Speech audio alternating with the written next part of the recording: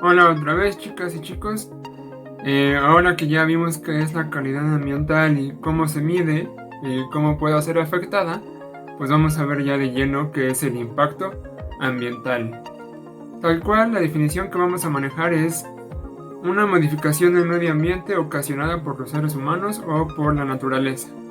Como vimos en la clase o en el video pasado, hay diferentes causas del impacto ambiental: contaminación, consumo, derrames, tormentas, erupciones, terremotos y un largo etcétera.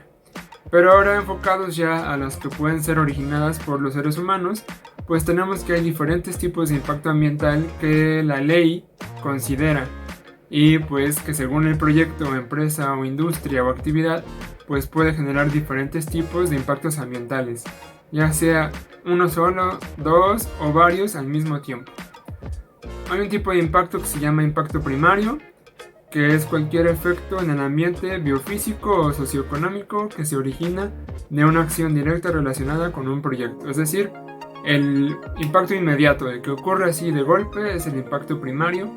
Por ejemplo, si tenemos una fábrica y genera desechos al río, el impacto primario va a ser la descarga de agua residual.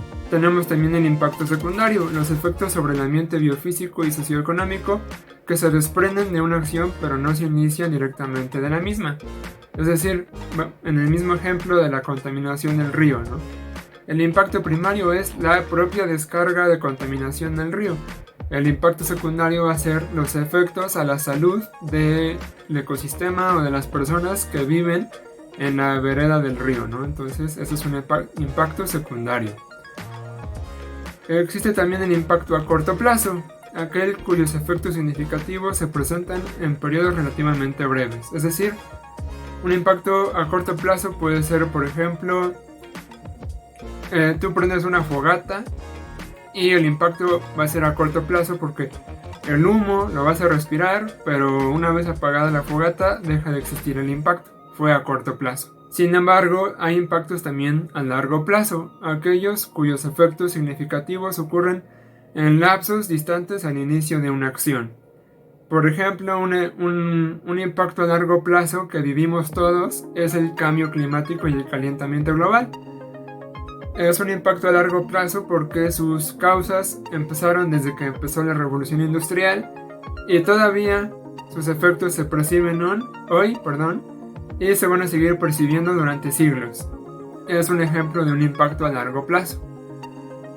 Un impacto acumulativo es aquel en donde los efectos de este impacto se suman directamente en forma sinérgica a condiciones ya presentes en el ambiente o las de otros impactos.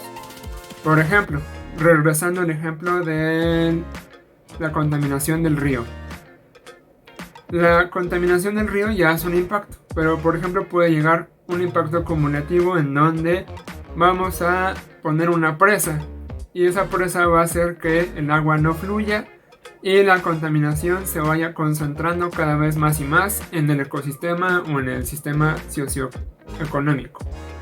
Entonces ya tenemos el impacto de la contaminación y el impacto de la presa por no dejar fluir el agua, es un impacto acumulativo.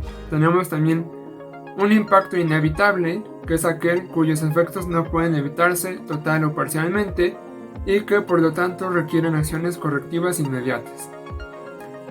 Un impacto inevitable, por ejemplo, puede ser lamentablemente por ejemplo, en México utilizamos energía del petróleo para nuestros coches y nuestra energía eléctrica. Un impacto inevitable es la contaminación del aire. No podemos dejar de contaminar el aire porque si no nos quedamos sin energía, sin transporte. Hay que tomar acciones correctivas, por ejemplo, reforestar para absorber esa contaminación, o buscar otras tecnologías de producción de energía, ¿no? Por ejemplo. También existe el impacto irreversible. Estos son impactos que provocan una degradación ambiental de tal magnitud que rebasa la capacidad de recuperación de las condiciones originales. De nuevo, un ejemplo es el cambio climático. Ya es irreversible, ya por mucho que queramos volver al inicio, hasta antes de como vivíamos en la revolución industrial, los efectos del impacto y del cambio climático ya son irreversibles. También tenemos un impacto residual, que es aquel cuyos efectos persisten en el ambiente, por lo que requiere la aplicación de medidas de atenuación. Por ejemplo, la contaminación del río. Puede ser que dejemos ya de contaminar el río, pero la contaminación por sí sola va a tardar tiempo en diluirse, ¿no? Entonces es un impacto residual y generalmente van a necesitar de acciones para reducir o eliminar completamente ese impacto. Para descontaminar el río del ejemplo, pues necesitamos de acciones que remuevan los contaminantes y que recuperen la salud del ecosistema. Y finalmente tenemos los impactos reversibles, en donde sus efectos en el ambiente pueden ser mitigados de forma tal que se restablezcan las condiciones preexistentes a la realización de una acción. Es decir, un impacto que podamos, si tomamos una acción, pues desaparecer, ¿no? Por ejemplo,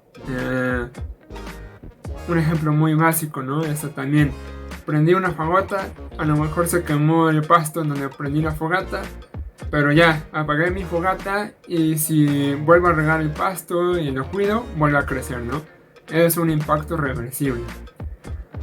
De todos estos tipos de impactos se van a encontrar en su proyecto que van a tener que ir analizando por equipos y van a tener que irme diciendo qué tipos de impacto identifican y cómo podrían prevenirlos o revertirlos o evitarlos. Para que finalmente la próxima sesión empecemos a ver cómo evaluar estos impactos, cómo medirlos y así también pues saber cómo prevenirlos, mitigarlos o evitarlos. Entonces nos vemos la siguiente sesión. Saludos.